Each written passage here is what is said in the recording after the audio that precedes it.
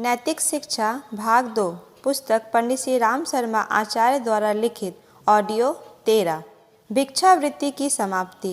मनुष्यता का यह सबसे बड़ा अपमान है कि समर्थ होते हुए भी व्यक्ति दूसरों के आगे अपने व्यक्तिगत व्यय के लिए हाथ पसारे।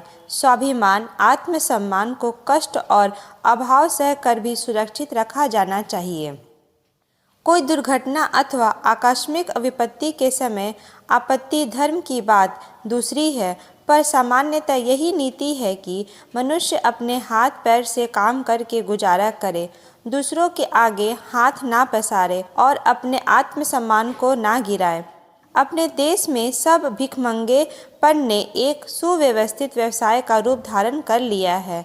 पिछली सरकारी जनगणना के अनुसार अपने यहाँ 73 लाख व्यक्ति भिक्षा व्यवसाय से अपनी आजीविका चलाते हैं।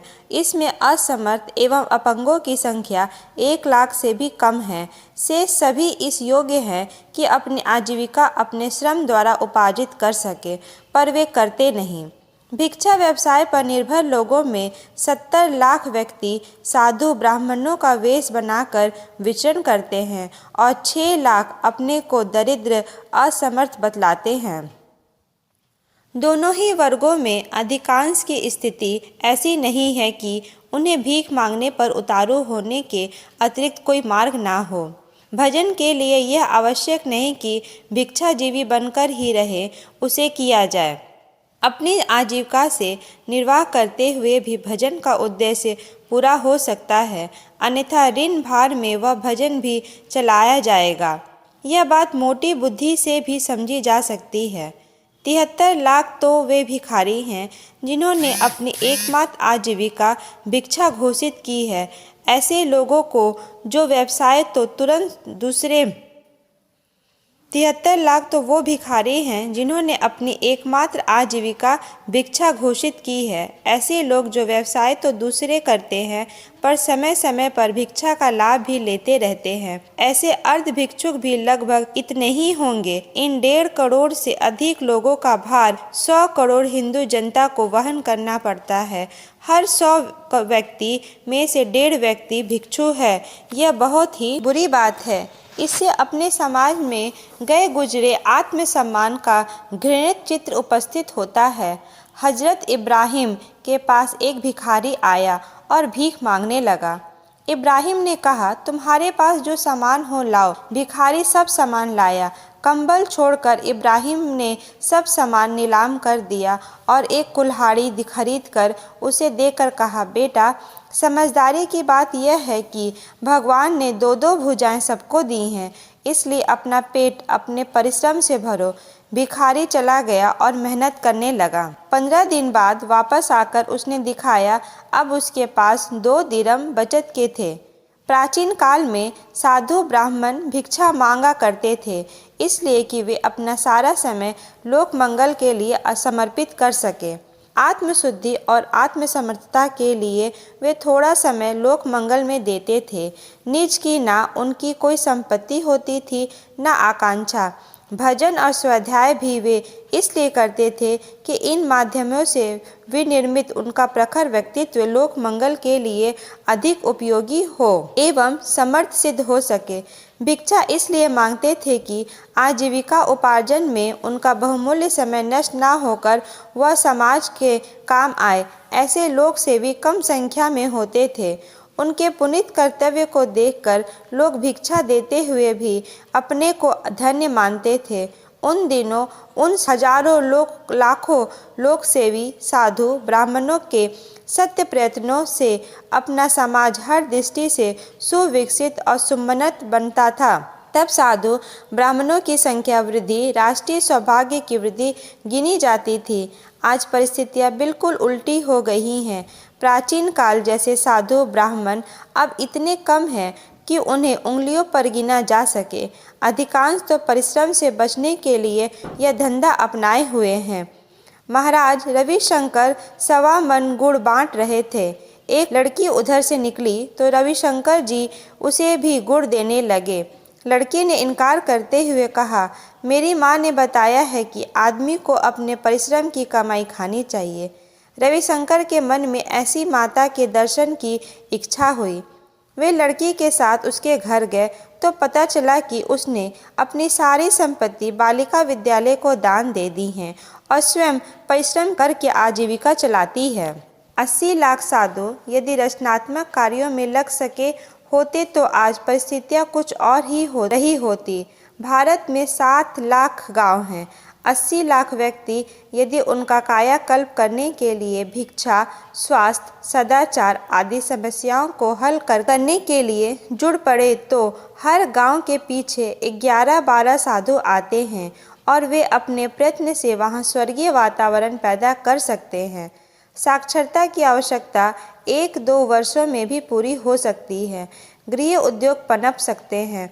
व्यायामशालाएं, पाठशालाएं, पुस्तकालय, रक्षा दल, सार्वजनिक स्वच्छता, सामाजिक कुरीतियाँ, व्यसन, आलस्य आदि दुष्प्रवृत्तियों का निराकरण आदि कार्यक्रमों से क्षेत्रों में आशाजनक परिवर्तन देखा जा सकता है। इतने लोक सेवियों द्वारा देश की परिस्थितियाँ कुछ से कुछ बनाई जा सकती हैं। अपने 70 लाख संत हमारे सारे संसार में भारतीय धर्म और संस्कृति की ध्वजा फहरा सकते हैं। पर दुर्भाग्य को क्या कहा जाए, जिसने साधु वेशधारी तो हमारे सामने खड़े कर दिए, किंतु प्राचीन काल जैसा दृष्टिकोण और कर्तव्य उनमें ढूंढने नहीं दिखता। ऐसी दशा में क्या यह उचित है कि इतनी बड़ी जनसंख्या इस प्रकार जनता पर भार बनी बैठी रहे और अपनी उपयोगिता सिद्ध करने के लिए नाना प्रकार के प्रपंच तथा मूढ़ विश्वास फैलाती हुई लोकमानस को विकृत करती रहे।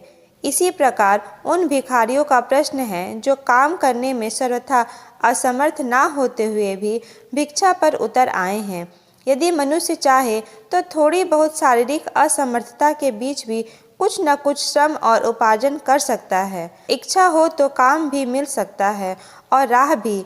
अनिच्छा हो तो असमर्थता, अपंगता, दरिद्रता का ढोंग बनाने में अब वे प्रवीण हो गए हैं। ऐसे भी अनेक उदाहरण मिले हैं कि यह निष्ठुर लोग अपने बालकों के हाथ पैर तोड़कर, आंखें फोड़कर उन्हें अपंग बना देते हैं ताकि उन्हें उनके बहाने अधिक आजीविका उपार्जन हो सके। राष्ट्र की आर्थिक और नैतिक कमर तोड़ देने वाले इस भिक्षा व्यवसाय का अंत करने के लिए हर विचारशील व्यक्ति को सजग होना चाहिए। कुपात्रों को दान देना इस दुष्प्रवृत्ति को फलने फूलने का अवसर देना है। हर उदार मनुष्य को विवेक से भी काम लेना चाहिए और देते समय यह भली भांति परख लेना चाहिए कि उसका पैसा किस प्रयोजन में लगेगा। ढोंग या परंपरा से प्रभावित होकर दान देने की मानसिक दुर्बलता से जब तक जूझा ना जाएगा, भिक्षा व्यवसाय के विष बेल बढ़ती ही चली जाएगी। जो सर्वथा अपंग, असहाय और निर्वाह का प्रबंध संस्थाओं अथवा सरकार को करना चाहिए। जो लोक सेवा में संलग्न साधु ब्राह्मण हैं, उनके निर्वाह का प्रबंध धर्म संस्थाओं को करना चाहिए।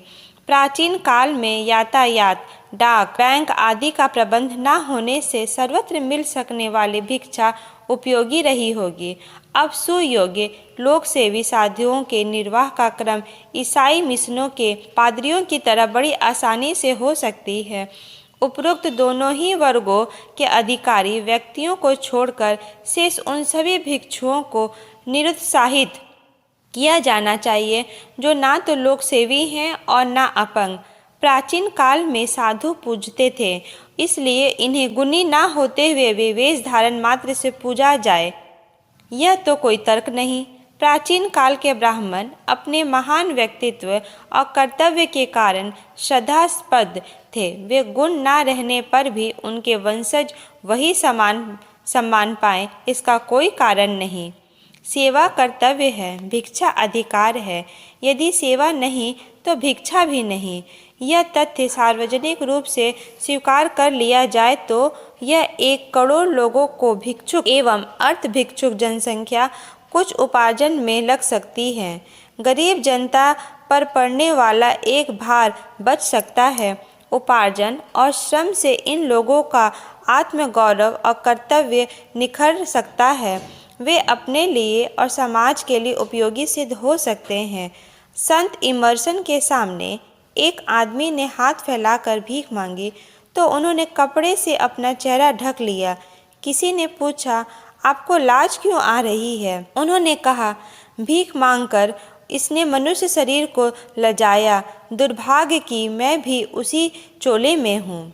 भिक्षा अनैतिक है। भिक्षा व्यवसाय की मनोभूमि दिन दिन पतित होती जाती है। उसका शौर्य, साहस, पौरुष, गौरव सब कुछ नष्ट हो जाता है और दीनता मस्तिष्क पर बुरी तरह छाई रहती है। अपराधी की तरह उसका सिर नीचा रहता है। अपनी स्थिति का औचित्य सिद्ध करने के लिए उसे हजार ढोंग रचने पड़ते हैं और लाख तरह की मूर्ताएं फैलानी पड़ती है। यह कार्य जनमानस को विकृत बनाने की दृष्टि से और भी अधिक भयावह है। हर विचारशील का कर्तव्य है कि भिक्षा व्यवसाय को निरुत्साहित करे, कुपात्रों को वाणी मात्र से भी उपदेश ना दे। जिन पर प्रभाव पड़ सके उन्हें भिक्षा छोड़ने और श्रम करने के लिए ही कहें। इतनी बड़ी जनसंख्या को इस अवांछनीय व्यवसाय से विरत करने के लिए हमें गंभीरतापूर्वक सोचना चाहिए और उसके लिए कुछ ठोस प्रयत्न करना चाहिए। प्रश्न 1।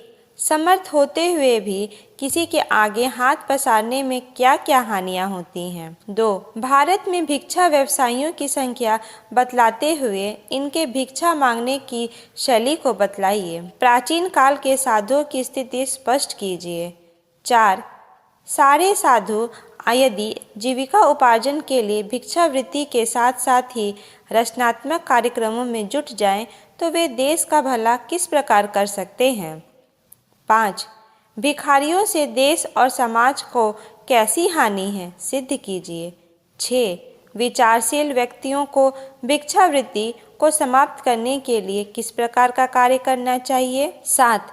हमारी सरकार तथा धर्म संस्थाएं भिक्षा उन्मूलन में किस प्रकार सहयोग दे सकती हैं? 8। यदि भिक्षा व्यवसाय खत्म कर दिया जाए तो समाज कैसे इनके बोझ से छूटेगा?